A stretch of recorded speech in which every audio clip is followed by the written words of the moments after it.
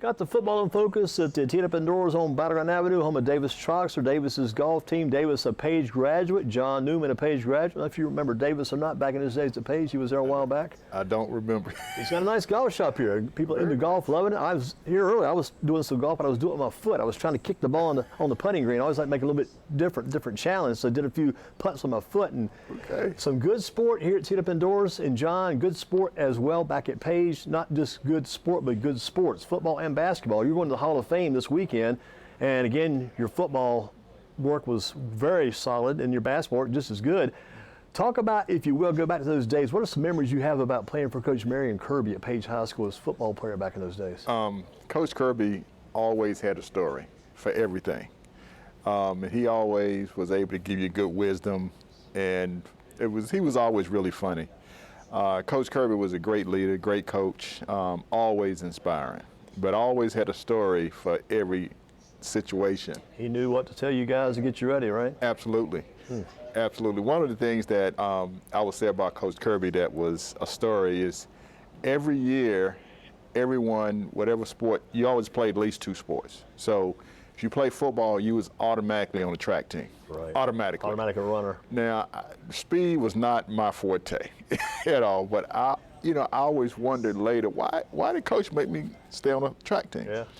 But as I got older, I realized he was trying to keep everybody out of trouble. Right. So he kept everybody busy. He knew the guys. So somebody came in and said, I saw John Newman down on Garl Street going up and down the street looking around for things. They said, nah, he was at track practice. We saw him there. Absolutely. So Coach, he had a system, and it was very successful. Sometimes it's probably kind of a subtle system too, but he knew what he was doing, and people, like you say, later on realized how good that system was. Absolutely. I mean, I think one of the things I learned from Coach was he had very good assistant coaches, and he let them coach. Yeah, let them do their stuff. He let them do their thing. So he was very smart, very smart. What was the football feeling like at Page back in the 80s when you guys went all this? What was it around the school, around the community, the neighborhood? What was the feeling like when you guys were so successful back then? Well, I think football back then, you had the class, the 81 graduating class was a very tough, rugged, great leadership. A lot of kind of smaller guys, but very tough. And the communities around football, I remember when I was at ACOT, which was junior high back then, you always talked about, Page football. And did you guys play your games over at Page back then at the stadium? We did a little bit, but not many games, but occasionally. We played at the old baseball stadium, which is Memorial Stadium. Old Memorial Stadium. You guys walked down the street. We walked down the street from ACOT and played there a lot. So, but it was really a community thing, and you knew the guys that were playing at Page, so you kind of wanted to be the next ones to come in. So it was intense, and it had a high expectation. With Haywood Jeffries around, could you run step for step with Haywood Jeffries back then? Absolutely not. Right. Or his sisters either. His sisters too. Oh, he had 2 sisters that were unbelievable. Wow. So now Haywood was pretty. He had some speed on him for sure. What about memories of Frank Starling? He was the top assistant for Coach Kirby. Okay, so Coach Stallings had a different style of coaching than Coach Kirby or Coach Page. Coach Stallings, I honestly would say, is probably one of the best teachers that I've ever played for, because you were going to learn the plays, and you were going to learn the plays right. So I didn't, when I was a young player, I didn't appreciate Coach Stallings as much.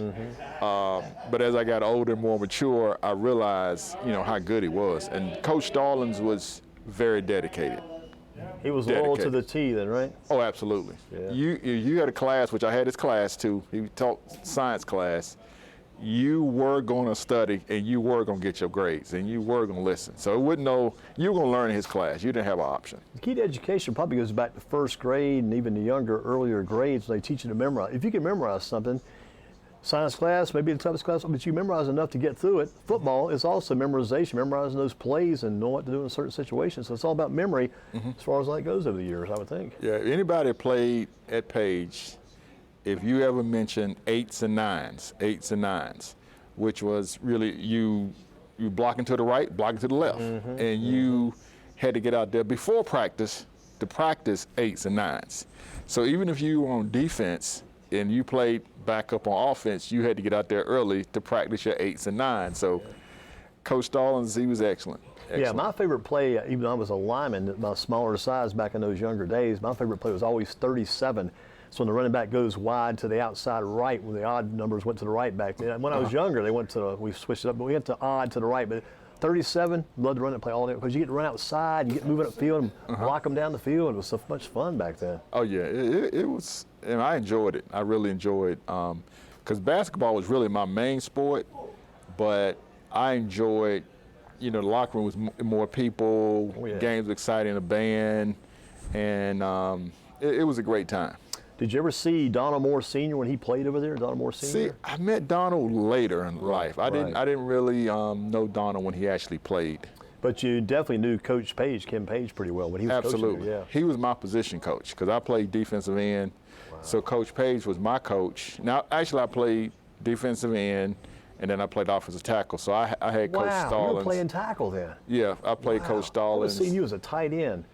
Well, we didn't have a tight end. You didn't run offense. that system. No, wow. We didn't have a tight end system. Have a couple wideouts, some wideouts? We had slot backs. Yeah, you had to like the H-back to slot yes, back. Yes. Wow, no tight end formation. Yeah, but Coach Page and Coach Stallings' coaching style totally different. Wow. And Coach Page's wife was my English teacher also. She taught there? Absolutely. Wow. She was at Aycock and then at Page. He was the most artistic gentleman I ever knew, Mr. Oh, yeah, Page. he was great. He'd fix those fields. When he went to Dudley as a coach here, Dudley just loved having him come along just to get that Panther on their field like they used to have the Pirate, and over at Page they had it over there. Yeah. Pirate with a sword. He was famous for that work. He was great. KP was great. Playing for Coach Matt Morris over at Page, what was he like as a coach? Coach Morris was hit a different style from Coach Kirby was more of a CEO type of coach. Coach Morris was more of direct. He was very specific, very disciplined. Well, both coaches were very disciplined, but Coach Morris didn't have a lot of room for mistakes. Yeah. He was a little bit more stringent. Didn't have much patience then. Better get it right. Oh, you had to get it right. Yeah. If you wanted to play, you were going to play defense, and you will get the plays right. Was he kind of like a Dean Smith kind of guy in some ways? Absolutely. Because he did a lot of study under Dean Smith. We ran a lot of the same plays that Carolina did, a lot of the same drills, and we. Well, who was the starting five of those basketball championship teams? The primary starting five back then. We had Danny Manning, of course. Oh my gosh. Haywood so you played Jeffries. Danny Manning and Haywood Jeffries. Haywood Jeffries. Man, we could walk down the street with a billboard saying this is the best basketball bunch that probably came through town. Right, wow. but Mike Foster. Oh, Michael Foster, point guard, South Carolina, unreal. And Walker Poole, who was a Morehead Scholar in North Carolina. Yeah. And then I was the guy, they needed five, so I was the fifth guy. But man, with Danny Manning and Haywood Jeffries and Michael Foster, all those guys together, whew, man, I don't know if there's been a better group than that in the history of the city. I know Dudley had some really good talent when they had Vincent Witt and that crew, and Braxton Williams, and they had Brendan Haywood. But man, that five you guys had, that was a heck of a five there. I think I've seen some other teams. I think all five could have had more talent than us, but I think as far as playing together, that was a mix. And the coach, I don't think I've seen a team that had all that, and everybody played together, and everybody got along well. Heck of a fit than you guys had back then. Absolutely. Who covered Danny Manning in practice? Who could give him the challenges he needed to be ready to be a better player? Churchill Brown. Hard-working Churchill Brown. Churchill Brown, who's here in Greensboro. And Church, Durham Miller, Vaughn Green, and a couple other guys. They would have started on any other team in the state. I mean, we had, I was talking to Vaughn today, and Vaughn could shoot it. He had a brother that played on the '79 state championship team at Page. Shelton Green, we call him Rabbit.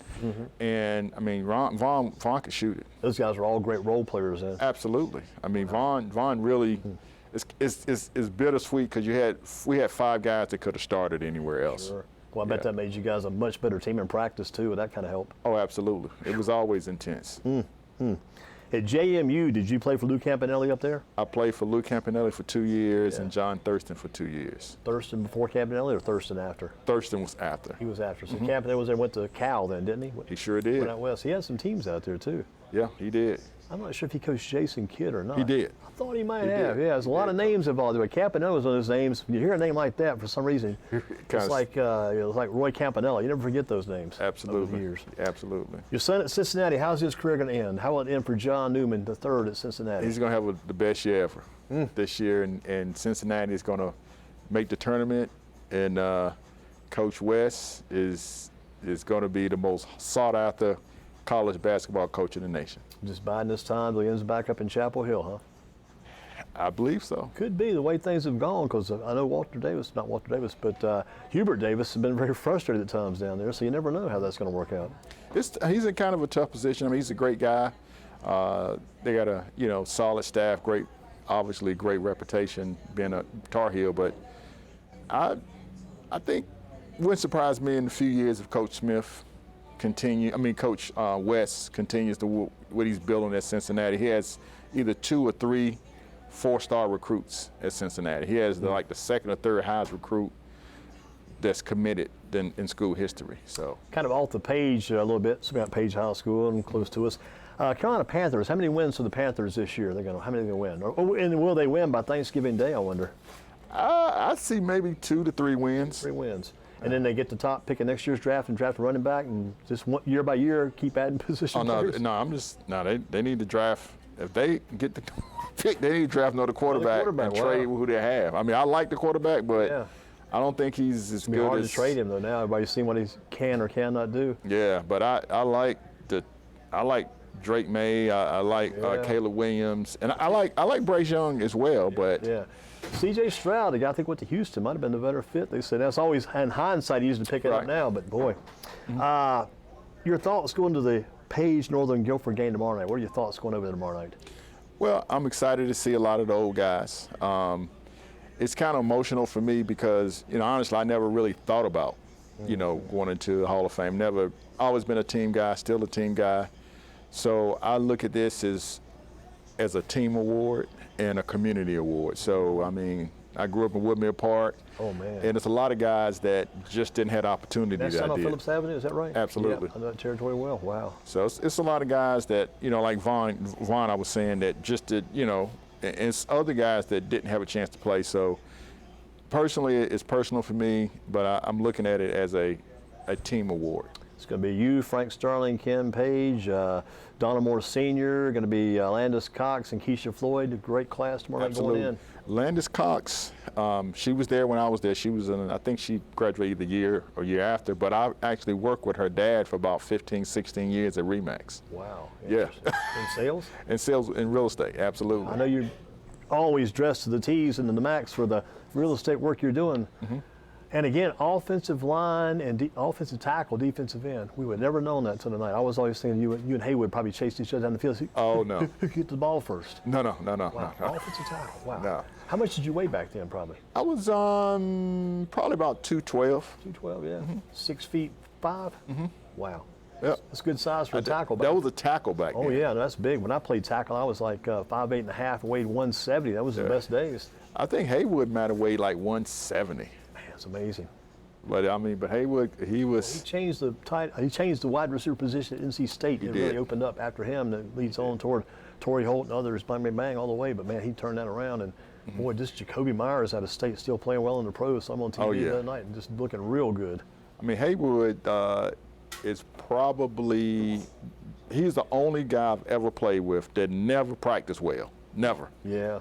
But I've never seen Haywood have a bad practice. I haven't never seen him have a bad game in basketball or football. Never. Game day, he's ready. He's ready, but he was not a practice guy. Don't forget that number 84. I think he ever really went. Haywood was different. Yeah. He was different. There's no doubt about it.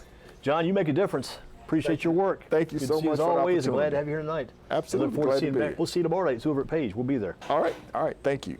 John Newman with us. Teed up indoors.